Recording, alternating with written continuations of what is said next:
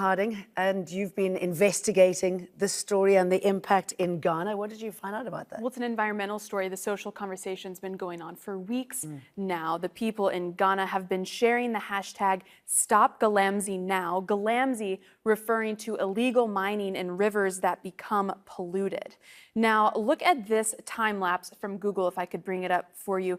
Starting in 1984 until 2016, just last year, you can see how the river changes its color from a greenish brown to a bright yellow as a result of the mining. So several reports have found that the mud runoff from the mining in the region is also polluted with chemicals.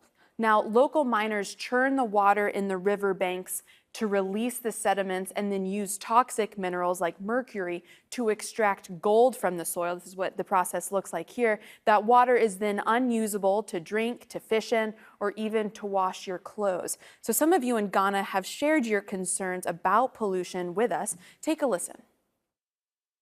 I happen to be born from the western part of the country, where a lot of fishermen live around the River Cobra. And since this galamsey started, the whole water has the color of this water has changed. It has changed. It looks like a chocolate now. It's very horrible. And these fishermen can no longer fish again. This water I'm talking of is what they used to, wash their clothes. They used to cook.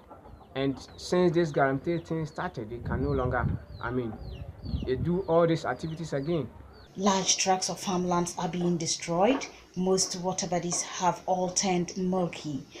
Researchers recently came out to warn that the problem, if not tackled, would get Ghana import water from other countries. It's causing a lot of tragedy to Ghana, especially to the youth.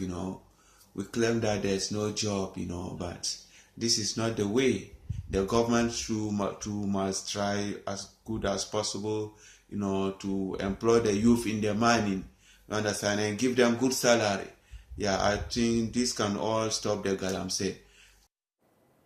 Ghanaians are also protesting against the presence of foreign mining companies, especially the Chinese, who've invested in the region. With the rise in the price of gold in the beginning of the decade, Chinese companies flocked to Ghana, many times clashing with the local miners and local police, like you see here. Now, Ghanaians behind the hashtag #StopGalamsey movement want foreign companies to leave. Many who work in the region rely on mining as a livelihood and want the business to be kept local, legal, and also safe. Now, mining is a very important industry in the country. Ghana is the second largest gold producer in Africa, 10th in the world behind Mexico and Uzbekistan.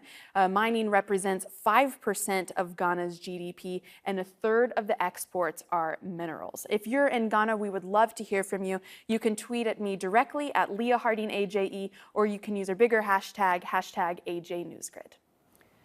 Interesting stuff there and good pictures. Thanks, Leah. Marketing stunt.